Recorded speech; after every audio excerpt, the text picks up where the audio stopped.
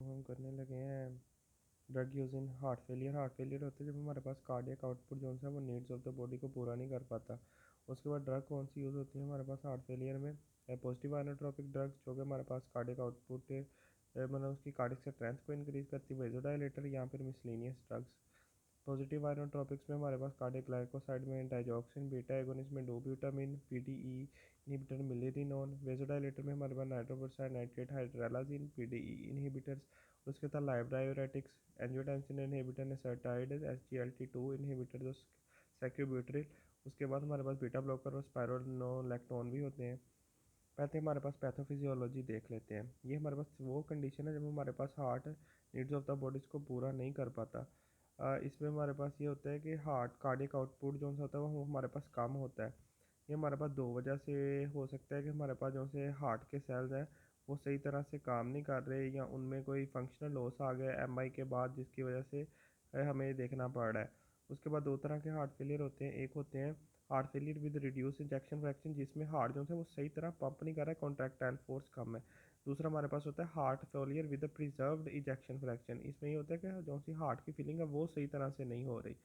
उसके बाद हमारे पास हार्ट फेलियर को हम डिवाइड कर लेते हैं स्टेप 1 2 3 4 में। स्टेप 1 जब मैक्सिमल एक्सरसाइज से हो, स्टेप 2 होता है जब मार्क एक्सरसाइज से हो, स्टेप 3 माइल्ड एक्सरसाइज से, और स्टेप 4 जब हमारे पास रेस्ट भी होने लग जाए। उसके बाद हमारे पास आ जाता है जी फ्रैंक स्टैंडिंग कर्व से हम इसको कैसे डिफाइन करते हैं। ये देखें, सबसे पहले पेशेंट का हार्ट सही था, सही काम कर रहा था, एंड डायस्टोलिक फाइबर लेंथ यहाँ तक थी।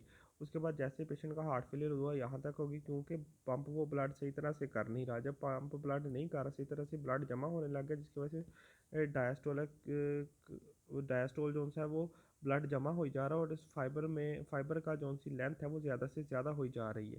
तो फिर उसके बाद कंपनसेटरी मैकेनिज्म्स आए हमारे पास, जिसमें हमारे पास सिंपैथेटिक आउटफ्लो ज़्यादा हुआ, angiotensin aldosterone renin angiotensin aldosterone हुआ, जैसे कि कार्डियक आउटपुट कम, रेड ब्लड फ्लो और कम, रेनल रिलीज एंजियोटेंसिन ये होगा, कैरोटिड साइनस के फेरिंग कम, सिंपैथेटिक डिस्चार्ज हुआ, force rate, pre load after load, remoulding, ये वाले हमारे पास चेंजेस है, जिससे हमारे पास ये सी पॉइंट पे चला गया। उसके बाद हमारे पास थेराप्यूटिक स्ट्रैटेजीज़ क्या होती हैं? थेराप्यूटिक स्ट्रैटेजीज़ यही होती हैं कि या तो हमने उस पर प्री लोड कम करना है, और या हमने उस पर आफ्टर लोड कम करना है। जो सा हमारे पास होता है ना एक्यूट हार्ट फेलियर, उसमें हम diuretics, beta agonist, PD inhibitor, vasodilator देते हैं। उसके बाद क्रोनिक हार्ट फेलियर में हम बैड से याद रखना है, बीटा ब्लॉकर, एस इनहिबिटर और डायूरेटिक्स देते हैं। उसके बाद आप यहाँ से भी देखी जाए, इसमें हमारे पास डाइजोक्सिन हो गया, और डाइजोक्सिन के अलावा हमारे पास लूप डायूरेटिक्स, डाइजोक्सिन क्रोनिक में देते हैं, लूप डायूरेटिक्स जो से होते हैं क्रोनिक दोनों में, ACE inhibitor A R B जो से हमारे पास क्रोनिक में, बीटा ब्लॉकर भी क्रोनिक में, बाकी beta agonist, vasodilator, phosphodiesterase inhibitor, और हमारे पास नाइट्रोट्रेटिक पेप्टाइड, ये हमारे हम जो से होते हैं वो एक्यूट हार्ट फेलियर में देते हैं। अब कार्डियक ग्लाइकोसाइड में हमारे पास डिजिटैलस है। डिजिटैलस जो सा होता है कार्डिनोलाइट्स जो सा होता है, ये वहाँ से ड्राइव होता है हमारे पास, और ये हमारे पास ये प्लांट से हमारे पास ड्राइव होता है। और ये हमारे पास इसकी 60 to 75% बायो अवेलेबिलिटी होती है, हाफ लाइफ 36 to 40 आवर होती है, एलिमिनेशन रेनल से भी होती है, हेपाटा मेटाबॉलिज्म से भी होती है। ये हमारे पास मेनली करता है सोडियम पोटाशियम पंप को ब्लॉक कर देता है। तो हमारे पास सोडियम पोटाशियम पंप ब्लॉक हो गया। जब ये ब्लॉक हो गया हमारे पास, तो जो सी हमारे पास सोडियम बाहर नहीं जाएगा, सोडियम अंदर जमा हो जाएगा। जब सोडियम अंदर जमा हो जाएगा तो हमारे पास यहाँ से सोडियम आगे अंदर जाता है, तो ये वाला पंप जो है बाहर से सोडियम नहीं अंदर लाएगा और अंदर से कैल्शियम बाहर फेंकेगा नहीं, जिसकी वजह से कैल्शियम की तादाद ज़्यादा हो जाएगी और हमें स्ट्रेंथ ऑफ कॉन्ट्रैक्शन ज़्यादा मिलेगी। कार्डियक फैक्ट इसमें यही होते हैं कि increase contractility and diastolic volume जो है वो कम हो जाएगा, कार्डियक आउटपुट ज़्यादा, रेनल परफ्यूजन जो है हमारे पास ज़्यादा। उसके बाद इलेक्ट्रिकल इफेक्ट में हमारे पास आते हैं पैरासिम्पथेटिक और सिम्पथेटोमाइमेटिक इफेक्ट भी आते हैं, और लेट्रो रिथमोजेनिक, जैसे कि एवी नोड और एसए नोड पे पैरासिम्पैथोमाइमेटिक इफेक्ट आते हैं। ठीक है, एवी नोड पे पैरासिम्पैथोमाइमेटिक, एसए नोड पे आएगा तो हमारे पास हार्ट रेट कम होगा, एवी नोड पे आएगा तो हमारे पास कंडक्शन वेलोसिटी जो सी है वो कम होगी। अर्ली रिस्पॉन्स में हमारे पास क्या होता है जी, इंक्रीज पीआर इंटरवल, क्योंकि एवी नोड पे कंडक्शन वेलोसिटी कम हुई है तो हमारे पास आर्टरिया से वेंट्रिकल में जो सा पल्स जाने पर टाइम लगेगा, इसलिए एवी नोड जो सा प्रोलॉन्ग होगा, और ये हमारे पास होता है पैरासिम्पैथोमाइमेटिक एक्टिविटी की वजह से, जो कि ये करवाता है। उसके बाद एवी नोडल का रेफ्रैक्टिव पीरियड ज़्यादा है, जो कि मैंने आपको बता दिया। इसमें हमारे पास ईसीजी में चेंजेस हो गए। पीआर इंटरवल जो है वो प्रोलॉन्ग होगा, क्यूटी इंटरवल कम, इन्वर्जन ऑफ टी वे और एस टी सेगमेंट की डिप्रेशन।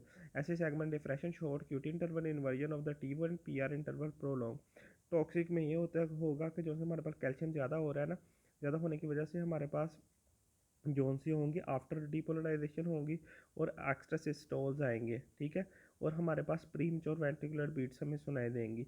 अगर एक नॉर्मल बीट हो और एक प्री मेच्योर वेंट्रिकुलर बीट हो तो ऐसे रिदम को हम बैगीमीनी कहते हैं। उसके बाद हमारे पास क्लिनिकल यूजेज ये हैं कि ये कंजेस्टिव हार्ट फेलियर में यूज़ होना है, क्योंकि पॉजिटिव आइनोट्रोपिक एजेंट है। आर्टीरियल फिब्रिलेशन में इसलिए यूज़ होना है कि इसने कंडक्शन वेलोसिटी को डिक्रीज़ कर देना है आर्टरिया से वेंट्रिकुलर में जाने के लिए, और रिफ्रैक्टिव पीरियड एवी नोड के इंक्रीज़ कर देना है, ताकि जो सी पल्स है वो आर्टरिया से वेंटिकुलर में ट्रैवल ना करे। इसकी ड्रग इंट्रैक्शन देख, डाइजोक्सिन जो है क्विनिडीन इसकी रिलीज को क्लियरेंस को कम करती है, ब्रैम्पिल एमेडोड्राइन उनकी क्लियरेंस को कम करती है, तो इसके लेवल को ज़्यादा करेगी। थायजाइड लोब डायूरेटिक को पोटाशियम को कम करते हैं, और हमारे पास हाइपोक्लीमिया होगा जिसकी वजह से उसके साथ इंट्रैक्शन होगी। और कैल्शियम अगर ज़्यादा होगा तो फिर भी जो है वो डाइजोक्सिन के साथ उसकी भी इंट्रैक्शन होगी। अगर तो डाइजॉक्सिन की इंटॉक्सिसिटी है तो हमारे पास confusion, hallucination, nausea, vomiting, diarrhoea, endocrine function. Chronic toxicity में हमारे पास एल्शियम की एकुमुलेशन की वजह से हमारे पास